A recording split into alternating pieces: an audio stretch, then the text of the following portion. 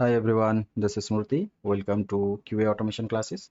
So in the last session, we have seen how to generate the extent report and we extensively analyzed what was the content of the extent report that got generated, right?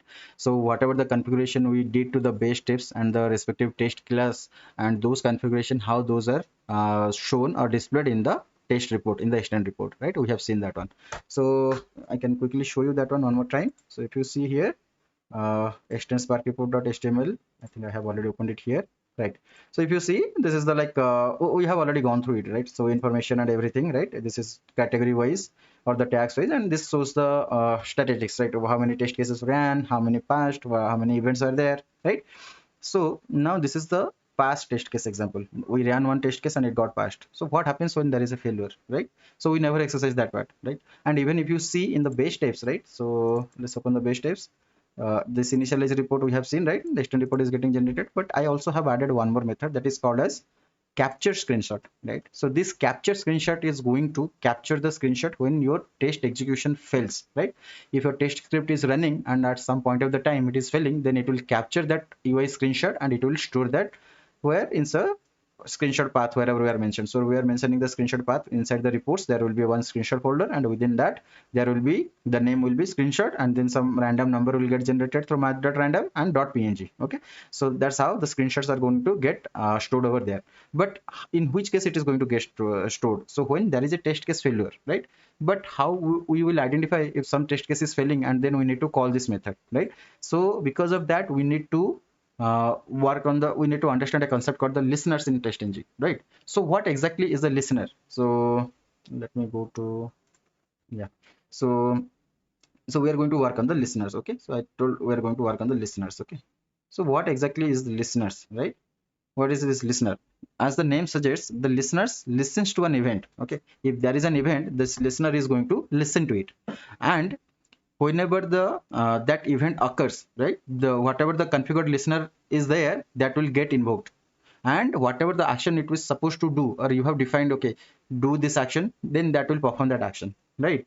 And listeners can be defined at the class level, or it can be defined at the suite level also, right? So here the we are going to use the listener when the test case is fail, right? Test case execution fails, that time we are going to call this capture screenshot method. So that is the use of the listener that we are going to use in our automation framework. So we are going to use one TestNG listener, and it is going to listen to the test cases that is in execution, and if any of the test case fails, then it is going to capture that screenshot. It is going to call this method, and it will, through this method, it will generate that screenshot, and it will store that screenshot into the appropriate folder. Okay, so before doing that, I just want to show you like what are the different types of the listeners we have in the TestNG, right? So there are so many different types of the listeners we have in the TestNG. So if I have to list them out, I can list them. So let's start with the first one. So the first listener, right? So first listener is the most important one, that is I test listener. Okay, so this is the most important one, and this is widely used throughout the automation framework. This is not my automation framework. If you take any other automation framework also, most of the time you will be seeing this listener. So this is one of the listener, second one. Okay, so then I annotation transformer. Okay, so I annotation, so there is transformer, and then we have I invoked method listener,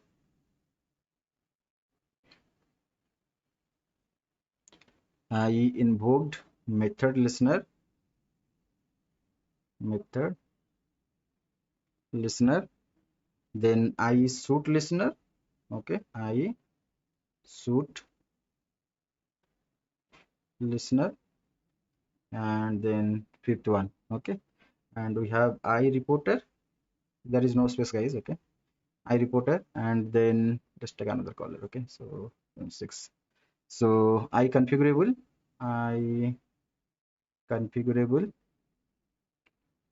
and then seven is I execution listener. Okay, I execution on listener, and eighth, so it is I hookable. Okay, I hookable, and ninth is we have I method interceptor. Okay, I method interceptor, and one more was there, I configuration listener 10th. Okay, so let's say I configuration listener. So I configuration listener. Okay, so if you see, I can show you that also. If we quickly go to the TestNG website, let's say listeners in TestNG. Okay, so if you see where is the TestNG site, let's go to the TestNG only. Okay, the documentation TestNG. Okay, so here you have to find out where is the listeners. Somewhere here it should be there. Listening to the method invocation. Here, class level annotation, JUnit, bash shell, TestNG listeners. Okay, so click on this one. Maybe I can expand a little bit. Okay, so documentation is very small. Okay, I can show you here one more time. So if you see TestNG listeners, right? We expand a little more. Okay, so click on this one, and if you see I annotation transformer, I hookable, I invoke method listener, I method interceptor, I reporter, I suit listener, I test listener, right? So these are the few listeners are available, but mostly we are going to use I test listener. Okay, so if you want to understand more about the listener, each of the listener, you can go and see their Java doc. Okay, there what is exactly is there. And if you see, it is also saying you can specify the listener through the testng.xml or through the Java, right? So I also told listeners can be configured at class level or the suit level. Suit level is nothing but your testng.xml file. So if you go to the testng.xml file, here like within the suit tag, you can define your listeners. Okay, whatever listeners you have defined, you can list them out. But otherwise, if you have your test classes, you can go there, and there you can say at the listener, you can specify those listener classes. Okay, this is also fine, but better we'll go with the suit level. Okay, so and then if you see what are the different methods are available to this I test listener interface, right? Because that is what we are going to use. What is okay here, right? So out of this I test listener is the one what we are going to use. Okay, so let's understand what are the methods are available to I test listeners. So take a new one, new paint. Okay, so okay, so methods, so there are the different methods we have inside the iTest listener. So if I have to list them out, so first one would be first one is on start. Okay, so on start, so what do you mean by on start? Okay, so that means this method is invoked before any test method get executed. Any of the test method is there, it is going to get executed. Before that, this on start is going to get executed. And similarly we have, since we have start, similarly one more is there, one is called on finish. Okay, so what is this unfinish? Okay, so this method is invoked after all the test methods get executed. After all the test method whatever we have are done execution, this unfinish is going to get executed. And then third one is on start, on finish, and on test start. Okay, so on test start, so this is another one. So what exactly it is going to do on test start? This method is invoked before any test method is invoked. So any other test method is invoked, it is going to get invoked. That is on test start, right? And on test skipped also there. Okay, so if you see on test skipped. Okay, so what is this on test skipped? So this method is invoked when each test method is skipped. So multiple test methods are there. If any of the test method is skipped, it is going to get invoked. That is on test skipped.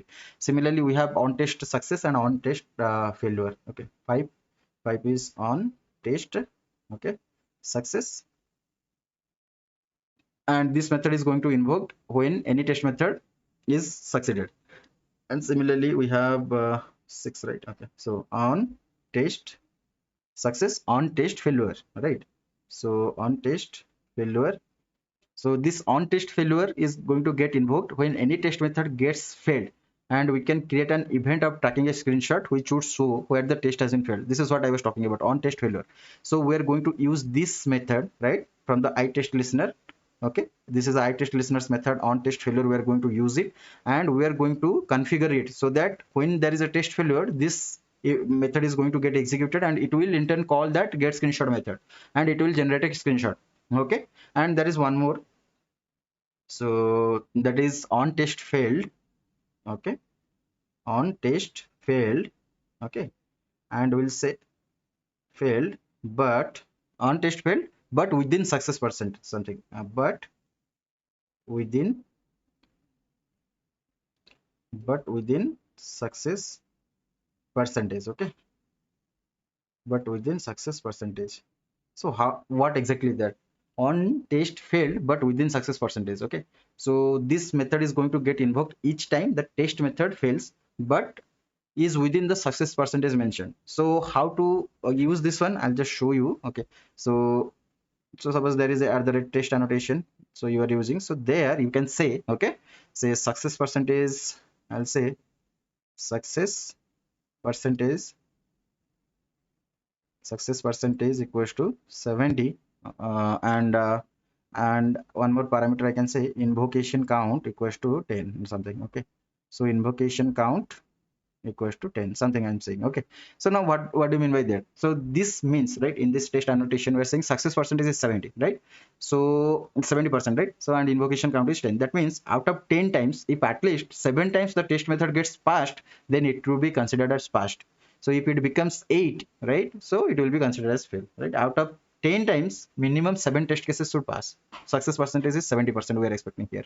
So minimum 70% of the test cases should pass here. Okay, that is nothing but the on test failed but within the success percentage.